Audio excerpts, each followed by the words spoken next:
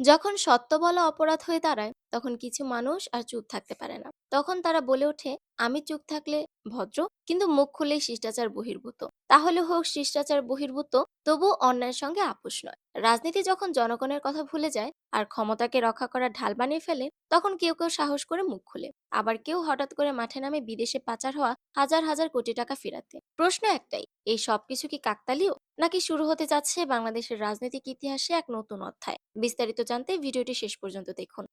জাতীয় নাগরিক পার্টির দক্ষিণাঞ্চলের মুখ্য সংগঠক হাসনাত আব্দুল্লাহ এক বিস্ফোরক স্টেটাসে বলেন, যেদিন থেকে কম্প্রোমাইজের রাজনীতির বিরোধিতাকে শিষ্টাচার বহির্ভূত বলা শুরু হয়েছে, সেদিন থেকেই আওয়ামী লীগের মিছিল বড় হতে শুরু করেছে।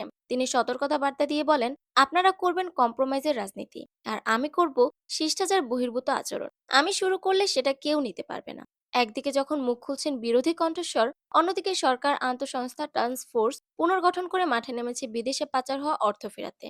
এই টাস্ক ফোর্স এরই মধ্যে জব্দ করেছে শেখ হাসিনা ও তার পরিবারের বিপুল পরিমাণ শেয়ার, পাশাপাশি 10টি প্রভাবশালী শিল্পগোষ্ঠীর প্রায় 17,000 কোটি টাকার সম্পদ এবং 4,000 কোটি টাকার ব্যাংক অ্যাকাউন্ট। নিষেধাজ্ঞা দিয়েছে 84 জনের বিদেশ যাত্রায়। তাদের ব্যক্তিগত হিসাবও তদন্তের আওতায় এসেছে। এমনকি অনেকেই এর মধ্যে বাংলাদেশের নাগরিকত্ব ত্যাগ করেছেন।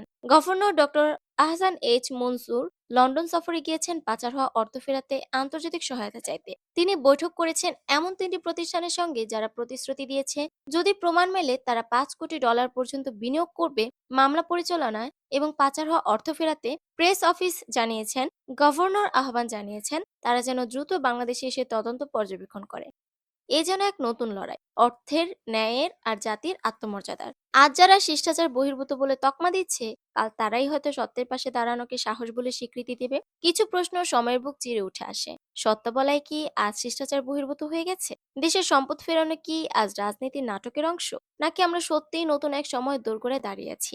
আপনার মতামত কমেন্টে জানান, আমরা শুনতে চাই।